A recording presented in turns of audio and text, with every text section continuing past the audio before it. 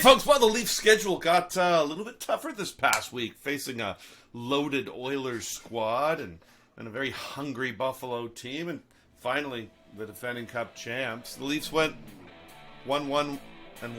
You know, it's something. Anyways, we're going to break it all down for you anyways, folks, right here on the OZone. You're in the offensive zone, your place for Leafs hockey.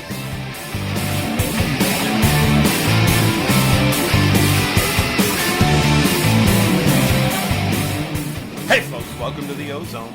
That's Coach, that's Katie, and I'm the Devo, and we're here to talk all things Leafs. Listen, I'm coming to you from the OZone HQ in Canada's downtown Toronto. Coach, where are you at today? Well, for now at least, I'm in the U.S. headquarters down here in Texas. Mrs. Coach just put this place up for sale, so hit me up on the Zillow if you want this sweet studio. Katie, how's things on the east side? Well, it's 32 and sunny. That's 32 Fahrenheit. It's still winter here. The snowbanks are here, but we're expecting some warmer weather. So bring it on. Yeah, all right. Well, listen, folks, before we get right into it, remember to subscribe, ring the bell. You'll never miss any content. Like, share the video. It helps spread the audience, and you know the drill. Leave a comment. Helps us get better. Okay, over the past week, Leaf land, we saw a little bit of everything. Leafs won one, lost one, and lost one in the shootout. They're still sticking with that 7D, 11 forward group. So everything's in a blender. Back end, front end, everything's going on. Listen, the lineup's been as scattered as some of Coach's rants. So, Coach, why don't you get us started here? What do you think about this past week? Shots fired.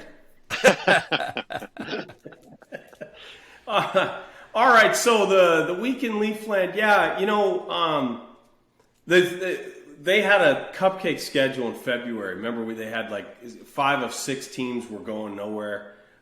This was a tough week. I like the resilience, for the most part, that the team showed. Gave one up to go down 3-2 late to New Jersey, came back and scored a couple to win that game. That was pretty good. New Jersey was all over them in that first period. Yes. Overcame some dreadful goaltending against Edmonton and scored 7. That was legit. Man, we've been waiting all year for the team to break out and score goals like that, so that was good. And then I thought against Colorado, it's Colorado, play with some pace, fellas. What are they ever quick? Holy smokes. I think they had close to 50 attempted shots too, and they held the Leafs to 18 shots in that game. But Leafs weathered the storm and got a point. I like that. I also like Morgan Rielly. Seems to be coming around. Nice goal there against Colorado. And he defended okay too. Let's hope that he's on the way to becoming the guy he was, which isn't perfect, but it's a lot better than what he's shown since he's come back from injury. I did not like, though, the resilience against Buffalo. You go up 2 goals against that team, just dominating for 25, 28 minutes of that game. Buffalo, I think they had 6 shots 25 minutes in. And then get up 2, take your foot off the gas. I didn't like that. And that's unfortunate because Murray was good in that game. He was very solid and kind of wasted that effort. But, guys, what I didn't like most off, so down here in Texas, I get the local feed for games. The ads on the local Leaf games, the weekday Leaf games, they're terrible. You know that Good Deeds ad? Oh, do I have to watch that again? That's good. That's not good. Or Colby Armstrong with the Sally, hey, come with me and we do this. Just so contrived, right? Yeah. But the worst, I think, of all is George St. Pierre and those Bet99 ads. Hey, listen, don't tell him, but he is an awful actor. He's terrible. Just don't say anything. Yeah. He's gonna be on the next Alarm Force ads, I think, at the rate he's going. Yeah. I'd rather listen to Hugh Herron from Heathwood Home than that guy. Yeah, and great point about Riley. We haven't said his name much of late, and maybe that's a good thing for him. Most of the time when we've called his number in the last month, certainly since he's been back from injury, has not been because of his offense. He's actually run some points up pretty steadily. It's because of some, as Coach likes to say, egregious mistakes on the back end. So nice to see him putting that stuff together.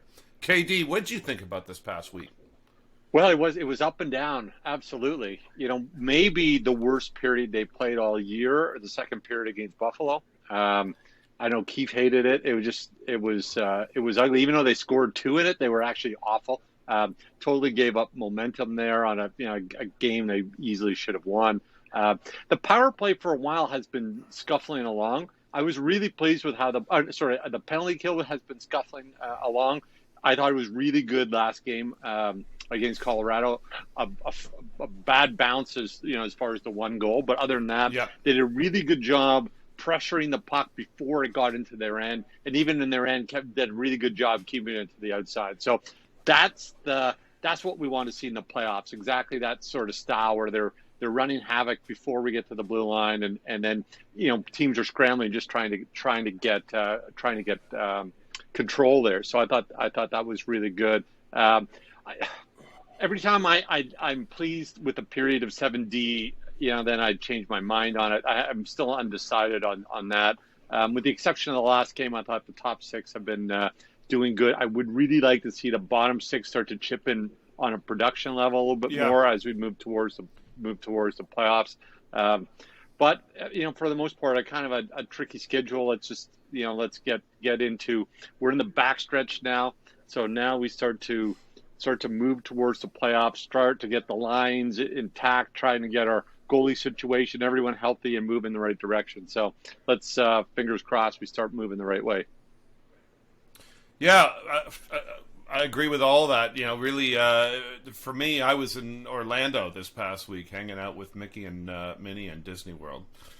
But following from afar, and I have to say, we've talked about it before, and I think we'll talk about it later on as well, but I think this 7D is here to stay. I know Keefe has said that he doesn't like it. I think it's a lot of work on a coach when you're trying to sort of run a hot hand or like overly match a situation, but I think it gives the Leafs the ability to really match the player to the situation, which I think is going to be vital in the postseason. So I think it sticks around. I don't think he has really much of a choice. He's got to go with it at this point. Okay. Now that we got through that, Matt Murray is back. He's healthy. It's interesting to see how the crease is going to be managed. The Leafs have played 7 games in March. Joe Woll played in one of them. And then the other 6 have been split evenly by Murray and Samsonov. In those games, Murray went 1-2. Samsonov went 1-1-1. And the Leafs are entering a bit of a busy stretch here. We got 7 games in the next 13 days to finish off the month. And it doesn't really let up, right? There's 15 games left, so they only have a couple weeks for the balance of the games beyond that. So it's busy hockey. Katie, how do you think? How would you handle the starts if you were Keefe? Actually, I will. One thing I did omit that last little segment there. One thing I did like, and congratulations to Luke Shen having a baby. I missed some time, so that's not ideal. But now he's back. Hopefully that also means he's fired up. Life is going good, so hopefully that he brings that positivity to the ice. With regards to goalies, so I'm going to be at odds with Coach here. I think we're the same as far as who we think should be starting in the playoffs. I think we're fine. I think most people think Samsonov should be the starter. He's earned it. But year after year of playoff thread, has been a little concerned about him being overplayed and being ready and like 100% ready to go come puck drop in the playoffs. So I would really like to see, for the reason that Murray hasn't played a lot of hockey this year, is I would like to see Murray play at least as much as Samsonov over this stretch. Now, I don't know how you're going to split it up. I think there's a bunch of back-to-backs, so maybe they obviously split those. I would like to see Samsonov get, the last couple games, maybe they don't matter as much, but get him into a rhythm going into the playoffs. But I certainly don't mind Murray playing a bunch of time over these next 10 games. Just as, again, I want a really fresh starting goalie ready to go come playoff time. Yeah, I mean, I guess that makes some sense. Keefe, or Coach, if you were Keefe, how would you do it? Well, we do agree. Ilya is my man, but and I think he's earned it. Let me throw up a couple stats here. So here are the goaltending stats for the season. Okay, so Samsonov, he's only played 34 games, started 33, but he's at a .916. He's given up a half a goal per game less than Murray here, who's played 22 games. So you may say, okay, well, what about lately? Well, in the last 5, I think Twitter's been on this a bit. Murray's given up exactly 4 goals in each of his last 5 starts. That actually works out to an .835 save percentage. Not great. He is coming back from injury. We do need to get him squared away. Samsonov over that time, these stats are great. Sure, he's 3-1-1, but that's a .925 over his last 5 games. So, yeah. What more does he need to do? I feel like I'm getting the sense that I think the Leafs may still hold out some hope that Murray's the Game 1 playoff starter. What more does my man Ilya have to do? He should start. Yes, we got to get Murray as ready as a backup, as a 1A. He's got to play a little. Mm-hmm. But I think you also need to reward Samsonov for having won this competition. He's got to start getting treated like a number 1. He's earned it. I mean, what do we need? What more do we need to see? So I think he's going to need some input into how many games he needs to be sharp. That should be job 1 here. You got to get him ready, okay? It's not 15 games of let's see if Murray can turn it on, and then we got 2. That's it. So I would play. So we talk about the 7 games here to finish the month. He's got to play 4 or 5 of them. Okay, there is a back-to-back, so Murray's certainly going to play this weekend. Keeps on record as saying Murray gets 1, Samsonov gets 1 this weekend. But I think he's got to play more than half. It's not like it's every game, right? He's got to get into some kind of rhythm. So I'm not too worried about how it is, splitting up. But I think he's got to get the majority to be treated like the number 1 guy that he's earned the right to be. Yeah, I mean, listen. There's, I'm gonna just jump on a few of those points. I think if you look at the last few games by Murray, I would think 2 of the last 3, he was kind of let down by his team a little bit. I think that his numbers weren't rewarded for fairly decent performance. I'm only bringing that up because Coach, you flashed his last 5 starts, and a couple of those games, I think his team kind of jobbed. Yeah, he was good in Vancouver, and they lost 4-1. A couple bad bounces. He was really good against Buffalo. Because, Kev, you're right. That second period and into the third was awful. Yeah. Shots after shots, right? And he made a number of big saves. Because you see an .835, or you see the 3 losses there, and you kind of say to yourself, well, it's not great. But I think he was better than his numbers suggest. Anyways, that's true. It's funny that the game he won, he was terrible. Yeah. But let me just jump on this. Coach, he isn't just your guy. I think he's the guy. He's the number 1 guy, clear cut, no question. All I will say is that I think we got to be really careful with him. And you never want to play a guy to not get hurt, because that's when injuries always seem to happen. But I think you want to keep him as fresh as you possibly can. There's 3 back-to-backs remaining in the season, so there's 3 games for sure for Murray. Absolutely. I would not have a problem with Murray playing sort of the majority of the road games. and getting up to maybe 6 or even 7 starts in those remaining 15. But he's not the starter. I mean, there's only one way that Murray's going to start a game in the playoffs, and that's the worst case scenario. So I don't even want to talk about it. I think you can do a little things too to show someone's a starter, even though you're splitting. You know, if Samsonov plays the front end of back-to-backs, it sends a clear signal who the number one is, right? So yeah. I think you can strategically kind of show who's the number one and still give him enough breaths over the next 15 games. That's the way Babcock did it, right? Yeah, that's right. I'm going to play Fred in the first half of the back-to-back. We got whoever plays the second one, that guy's just got to show that he can play. So, but Kev, I agree 100% with that point, and I think it'll be interesting. Keefe hasn't announced a starter for Carolina first half of the back-to-back. Right. Or Ottawa. He's just said both guys will play. He hasn't announced the order. Right. I'm going to be frustrated if he gives Murray the Carolina game, gives him the front half of the back-to-back, even though that's a tougher game.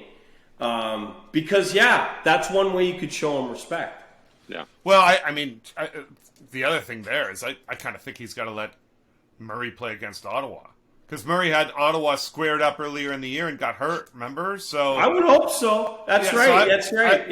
I would think. I think both those guys want to have a reason to face the teams as we've laid it out. No kidding. You know what though? Woodcroft wouldn't agree with you in Edmonton. He wouldn't play Campbell against Leafs. Yeah. Both games he wouldn't play. Yeah, that's weird. Well, probably should have in that game. They gave up 7. How much worse could he be? Yeah. All right, so we've hit on a bunch of things here. I touched on this earlier, but I think we really should lay this out here for our loyal subscribers. I think anyone who's watching right now, a lot of things are already decided. We already talked. We kind of know who the goalie is. You know, we know who we're playing in the first round, but we got a lot of D now. And we're dressing 7 every game, which means 11 forwards. And this is new to us in Leafland. We haven't seen this really in a while. So I want to just go through it with you guys and see what you have to say. So it looks like the 7D 11 forwards lineup is here to stay. Keefe's gone with the alignment for 5 of the last 6 games. We're getting another D back, as KD mentioned. So, Coach, we'll start with you. What do you think about this, and any chance that Keefe goes with this into the playoffs? Yeah, it's growing on me, guys. I don't like it. I think, Devo, you mentioned it up front. It's tough to keep track of it, and you can lose guys. Not only forward, but also on D, right? Yeah. But I think they've managed it really well. If you look at the Colorado game, Brody and Riley, 20 minutes. Okay, that's good. Nobody's playing 24 or whatever. Yep. Liljegren and Gio, 14 minutes. And then everybody else was in between. So if you can do that, you can manage it that way, it's pretty good. I look at it this way, guys. I think there's a good chance it happens in the playoffs, and here's why. Because of the way the roster has been made over, I think the 7th defenseman is better than the 12th forward. Right. I think that guy can impact the game more. If the 7th guy happens to be Gustafsson, for example, he's running the second power play. If it happens to be Shen, he's a penalty killer, big body, right? And he leads the league in hits. Like, those guys have a specific role, whereas Zach Aston Reese, when O'Reilly gets back, is your 12th. I think that D's going to impact the game a little bit more. Right, so and I think he's making that decision even like it's Wayne Simmons right now as the 12th forward, and he's saying I think I'd rather have a 7th D in there. I think it's going okay, guys. I'm okay with it. Yeah, KD. But yeah, I think Coach has a good take here on this. Like it makes a lot of sense. It also allows, again, when you get in that nitty gritty, and your game is decided by a goal, a shift or 2 extra by O'Reilly or Matthews or Marner could be the difference in the game and maybe the series. So not to mention that we're starting to see now with O'Reilly, once he gets back, O'Reilly and Marner play all positions, all scenarios, 5-on-5, 5-on-4, 4-on-5. So now you have these guys who are going to play a lot of minutes anyways.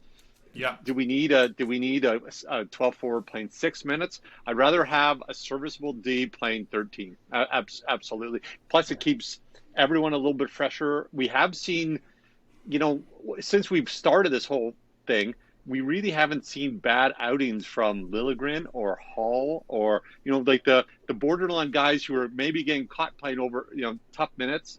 We haven't seen that from them with this new scenario. So maybe that's the secret. You know what? We joked last night. And Riley. Sandin played number one pair last night. It was a -3, and their team won. Came back and won 5-4 in overtime. He was a -3 as number one D. So this is a way to shelter your guys who are serviceable but get caught in bad scenarios. Kev, you just said no one's had a bad game. You're teeing up a hold my beer moment for all the D right now. Okay. I might have just jinxed it. It's all right. I don't want to jinx it. Yeah. So I mean, look, I agree with everything that's going on here. I think this is this is it. The Leafs don't have a true shutdown pair guy. They don't have a big unit of big guys that can skate but can also take the body. They just don't have that. They don't have a true top flight D that can play in all situations. So what they have is they have a bunch of guys that are pretty good at some stuff, but a bunch of guys that also have some warts on their game. They don't have guys that you really want to play 25 to 30 minutes a game. They don't have one. We all wish it or hope it could be Riley. It's not. And you know what? Riley has benefited from this tremendously, I think. I think you're right. Yeah. So I also, Devo, I will point out today in practice we had Shen skate with 22. So we'll see if they get a lot of play with McCabe and Shen, and it'll be a tough because they're going against Carolina. So we'll see. Yeah. We'll see how they do if they play a lot of minutes together tomorrow night. Yeah. Okay. Interesting call. But the other thing I wanted to point out with the playing the 7D, also with McCabe and Brody, who are guys that can move on both sides of the rink. There's a ton of flexibility on how to play that lineup, and you can really try to match in those guys to suit their caliber. And what they do, what they can bring to the table. I think that puts them in a way better situation. So I think this 7-11's here to stay, guys. Yeah, I don't like the roster well. You couldn't do it when Martin Marincin was your 7th D. Right, you would never do it, right? But we got 8 guys who can play. Yep. Yeah, and I also and just to make one, I don't like it for October hockey, but I like it just fine for spring hockey. Yeah. All right, guys, let's wrap this up. We got 15 games left of the regular season. Some milestones coming into view. Matthews has 34 goals. Going to get to 40. Marner has 24 goals and 86 points. Can he get to 30 and 100 points? And at 39 years old, Gio has played every game this year. Will he play all 82? Katie, we'll start with you. What do you think? Well, the layup is Marner getting 100. And as long as he's healthy, he's getting 100 for sure. I would say the next likeliest thing, which is unfortunate, is probably Gio playing every game of the year. And they're just not going to take him out. It sounds like he makes a decision of whether he plays or not. But he's not winning anything for playing all 82. And I think someone should sit him for a bit, couple games here or there, let him get a breath in. And then I think it's a coin flip for the goal scoring. I think Matthews is back on track, so he probably scores it, and Marner probably a little more likely, but for sure the 100 points. All right, Coach, what do you think? I actually think they're going to sit Gio. I think they're going to talk some sense in him. He doesn't want to, but with these, with Schenbeck, there are 8 guys that can play. They can, and they should. Rotate some guys in and out. I think he's going to sit. I think, you're right. Marner gets to 100 points. I don't know if he gets to 30 goals, But I wouldn't put anything past that guy. He's been fantastic. Hey, 29 minutes he played against Colorado. Yeah. And then Matthews, he has 31 goals, not 34. 9 goals in his last 15 games. He certainly could do it. It's a tall order based on how he's scoring this year. But man, I wouldn't put anything past that guy. If he's feeling better, I think he does it. So, but let's. I hope he understands that we want him to get 40, not because he should be going all out for regular season stuff. It's because we need him going in game 1. Yes, 100%. Listen, guys, I actually think Matthews gets 40. Took him a long time to have a multi-goal game this season. He did it a few weeks back. I think the power play seems to be pretty solid. I think he's going to do it. If he goes on a heater, I could see him getting 45, but I think he gets 40. Marner gets 100 points. Same thing with respect to the power play. I think that's a layup, as you said. Gio, I hate to say it, but he's going to play all 82. He shouldn't, but I think that's where it's going to be. Okay, there you have it, folks. Just 5 weeks until Tampa, and the angst meter's starting to go. Everything you need to know about the Leafs, you just come right back here, and we've got it for you right here on the OZone.